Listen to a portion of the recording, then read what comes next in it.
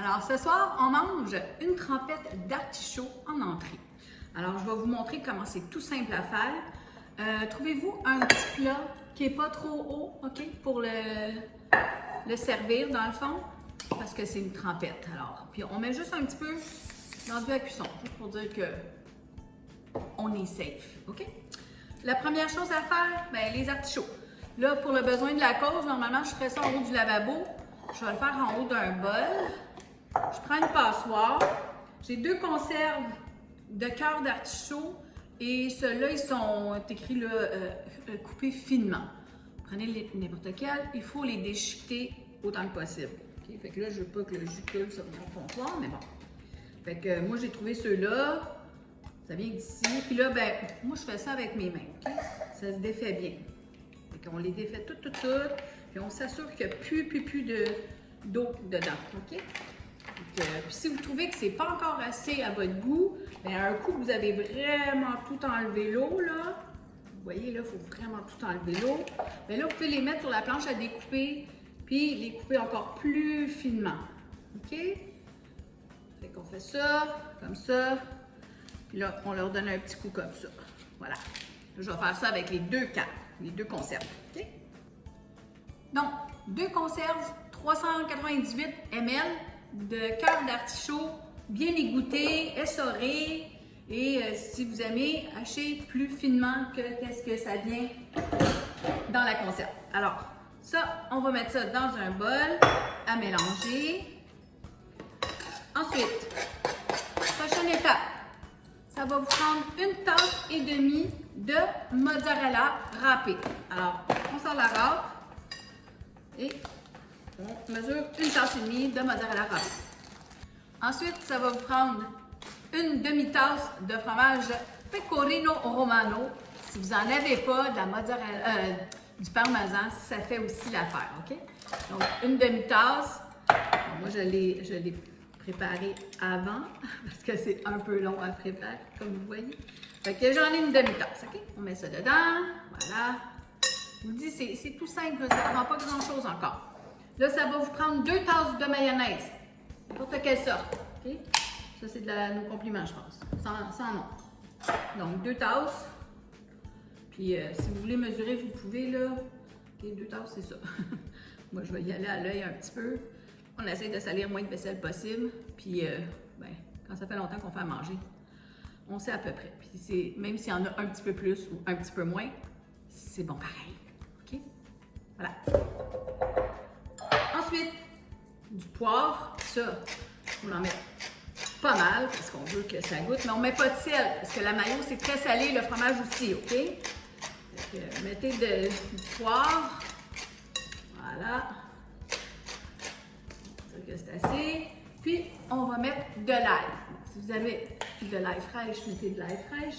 Environ l'équivalent d'une grosse gousse. Là, moi, je vais mettre une bonne cuillerée à table.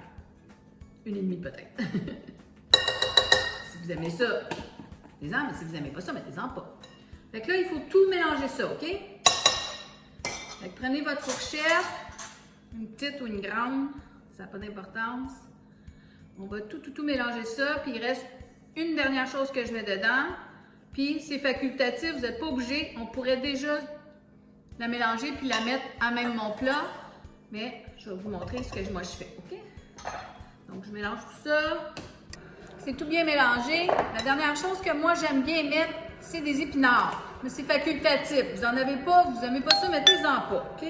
Ça s'arrêterait là, on le mettrait dans le plat. Moi, c'est juste pour vous donner mes idées. Donc, ça, c'est des bébés épinards, mais je vais quand même les couper un petit peu. Si mon plat veut rester ouvert. OK? Vous pouvez les couper au ciseau comme moi je vais faire, là, ça va aller plus vite. Parce que c'est des feuilles. Je pourrais faire un étagé aussi. Hein, c'est juste toutes sortes d'idées que vous pouvez faire.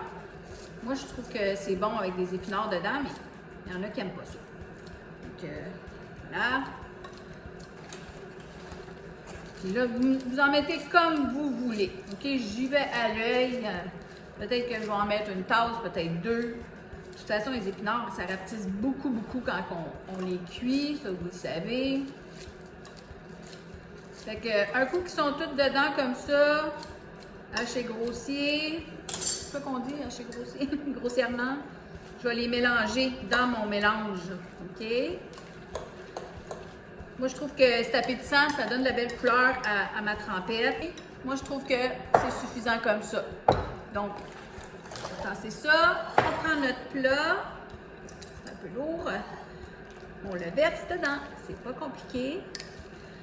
On va faire une petite chose aussi à la fin. Vous voyez, je n'ai pas super bien mélangé, mais c'est pas grave. Ça va tout à la même place et ça va être super bon. OK? Bon. Voilà. Fait que là, on l'étend dans notre plat. C'est pour ça que je vous dis, prenez pas un trop grand plat. Prenez pas un 9 par 13, là.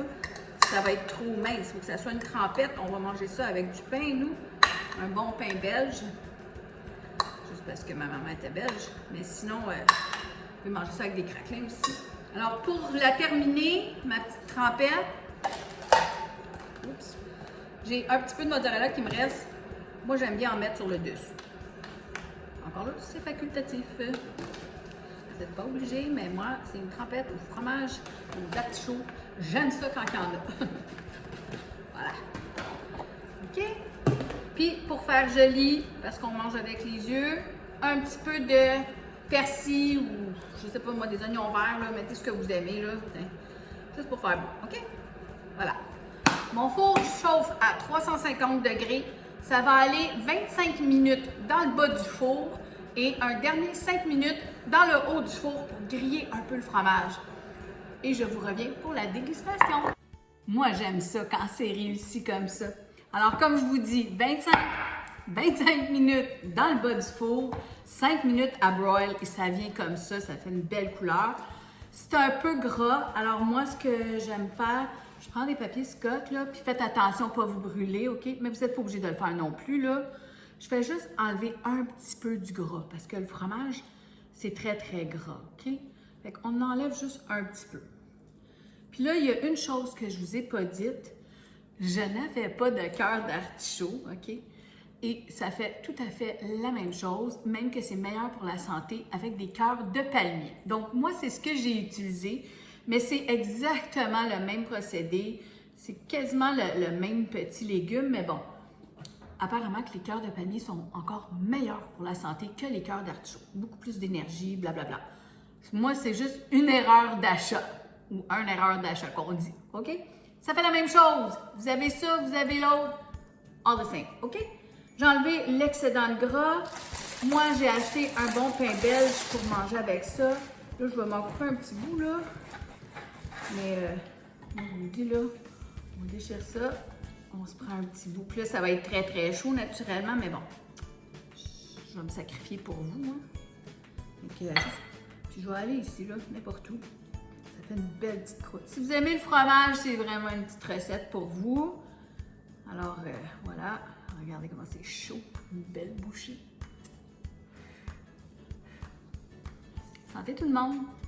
Si ça vous tente de passer un petit commentaire à la fin, là, c'est mon anniversaire aujourd'hui.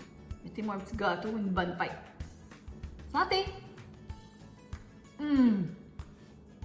Délicieux! Faites-la!